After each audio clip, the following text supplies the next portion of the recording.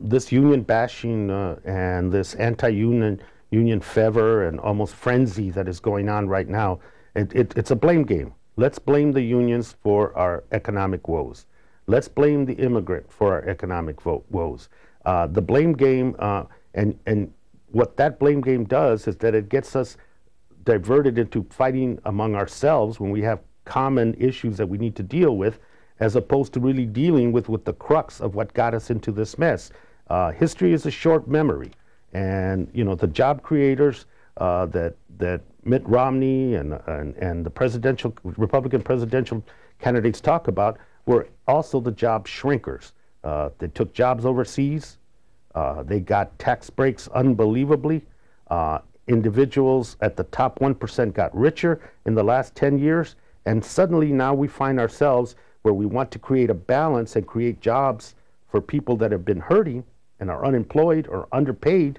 All of a sudden, they become the bad guys. I think there is a middle ground, and the middle ground is that you have to respect the fact that what we need now is a real jobs bill, and not only the Progressive Caucus, but others are promoting, but the Progressive Caucus in the lead in promoting a real jobs bill that's going to put America to work.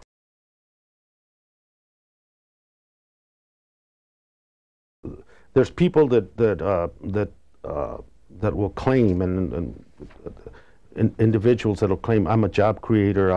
I have a firm that has significant contracts with the Defense Department, and I now have created X amount of jobs in a given community, let's say Tucson.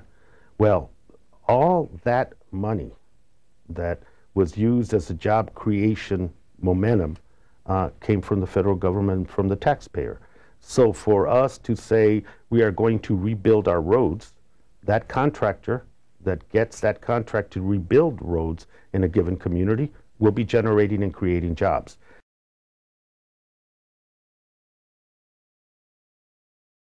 And the public sector has a role.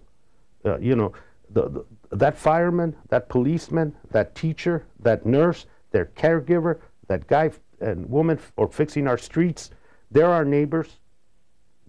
They work for the government, yes, but that does not diminish their contribution as working people to this nation. And to make two sides, good workers versus bad workers, I think is a mistake. And if we're all on the same dollar, the taxpayer dollar, how do you make the distinction?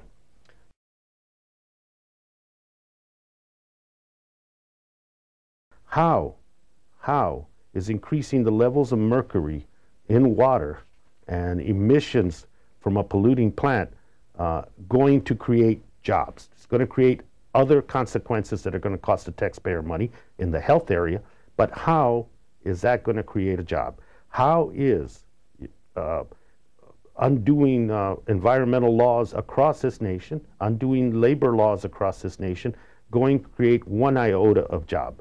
Is that going to free an industry to hire more? I doubt it.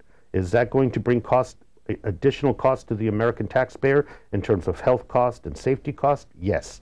And so the lack of balance and the frenzy in which the House of Representatives is trying to undo regulatory protections for the American people and labor protections for the working person have nothing to do with job creation. Job creation has to be, this is the investment we're making, and these are the jobs we're going to create for the American people. That decision has yet to be made.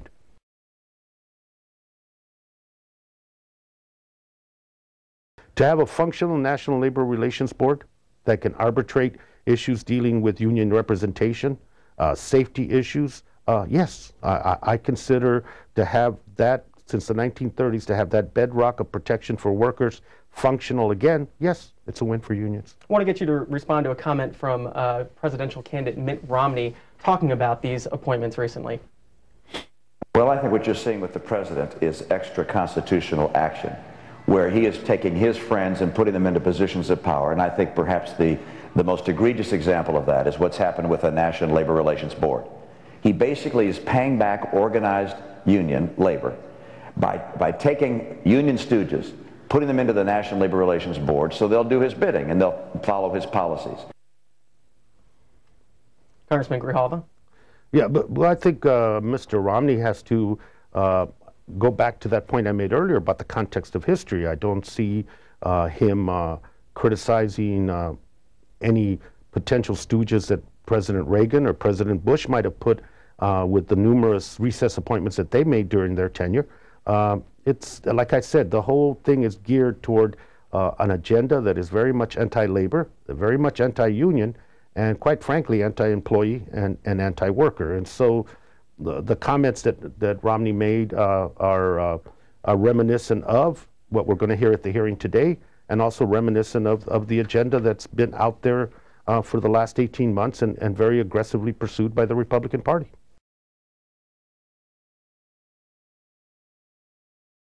Let's go right to the phones. On our union line is Harold from Mobile, Alabama. Good morning.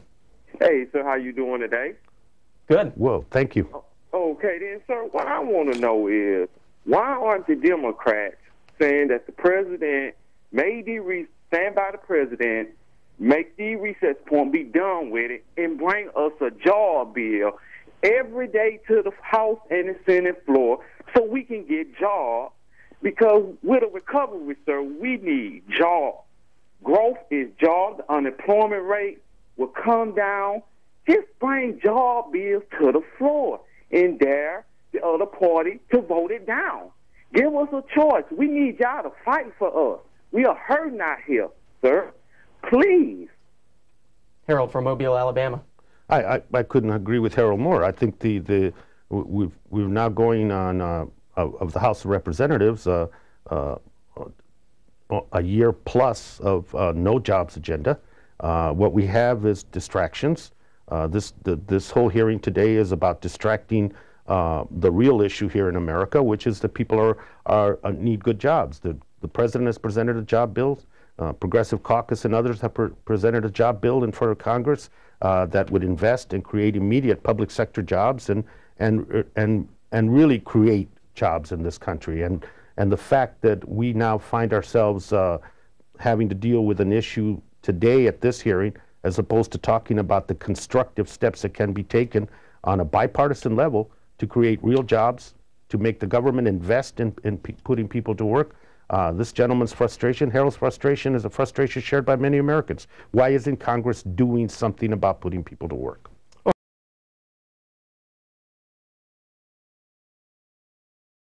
Carl is a Republican from Burlington, North Carolina. Good morning, Carl. Good morning. I have two questions for the representative. First off, didn't the Democrats use the same tactic during the Bush administration, which the Bush administration respected? And secondly, is it up to the President of the United States to decide whether the Senate is in recess or not? I'll hang up and listen to the answers. Thank you. Well, the second one is going to be a point of legal contention. We've stated that already. The first, as I said, under George W., he made 171 recess appointments during that period of time, and if he did that because it wasn't moving in the Senate, then I would think that the gentleman would understand the need for President Obama to move his appointments in a recess period for things as critical as the Consumer Protection Board, the National Labor Relations Board, to make those appointments as necessary so that the administration can function. If the rationale in one hand for Bush was that there was obstruction on the part of the Democrats in the Senate, so he had to make them, I would suggest to the gentleman that the same criteria would apply in the case of President Obama.